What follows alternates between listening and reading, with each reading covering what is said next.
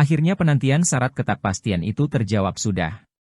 Direktorat Tindak Pidana Umum, Ditipidum, Badan Reserse Kriminal, Bareskrim, Mabes Polri menetapkan 4 orang tersangka kasus pembuatan surat palsu terkait penerbitan Sertifikat Hak Guna Bangunan, SHGB, dan Sertifikat Hak Milik, SHM, Selasa, 18 Februari 2025.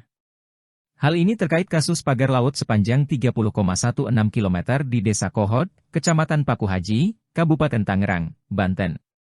Keempat tersangka itu adalah Kepala Desa Kohod Arsin bin Asip, Sekretaris Desa Kohod Ujangkarta, dan 2 orang penerima kuasa untuk membuat surat palsu, yakni SP dan C.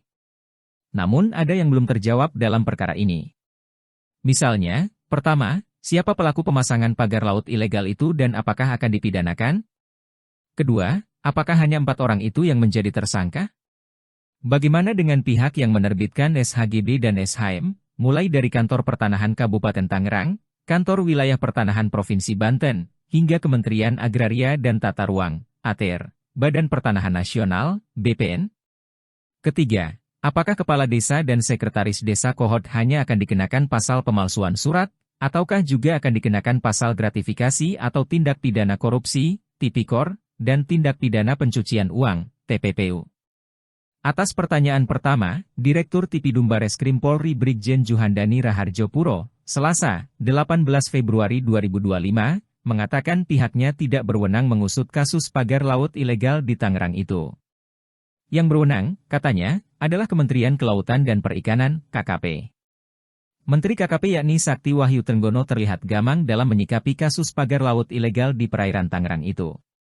Ia, misalnya, sempat melarang pagar bambu sepanjang 30,16 km itu dibongkar dengan dalih untuk barang bukti proses hukum yang sedang berjalan di kementeriannya.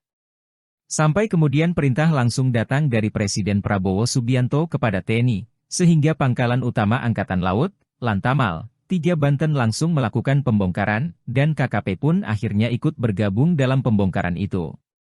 Menteri Trenggono pernah menyatakan pihaknya tidak memiliki kewenangan untuk memproses kasus pagar laut di Tangerang itu secara pidana.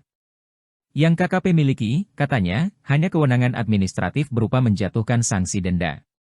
Konon, pemasang pagar bambu ilegal itu akan didenda sejumlah 18 juta rupiah per kilometer.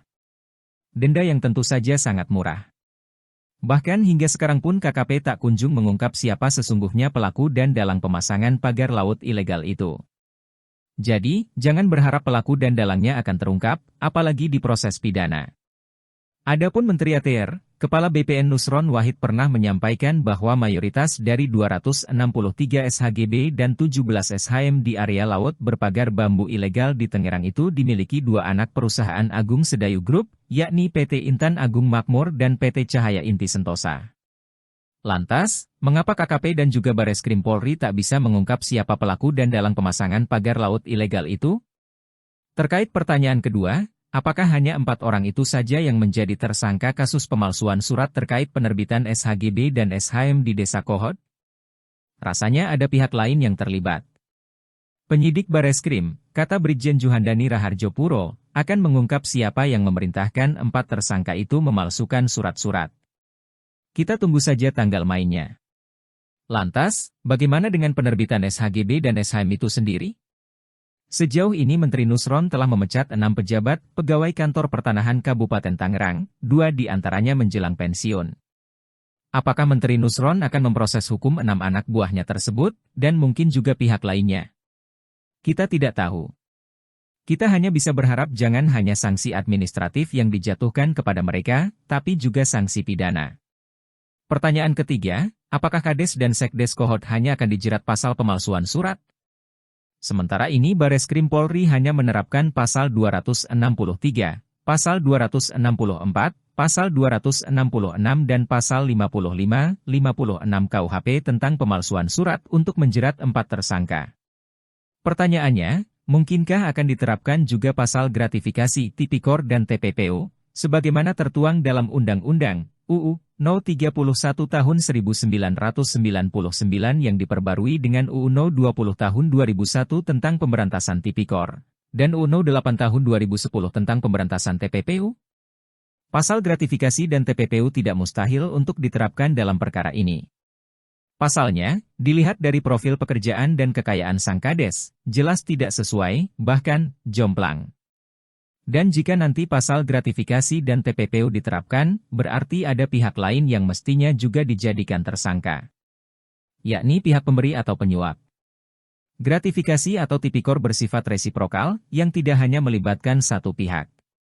Ada take and give di sana. Demikianlah sejumlah pertanyaan yang harus dijawab, terutama oleh Dirtipidum Baserkrim Polri Brigjen Juhandani Raharjopuro, Menteri KKP Sakti Wahyu Trenggono dan Menteri ATR, Kepala BPN Nusron Wahid.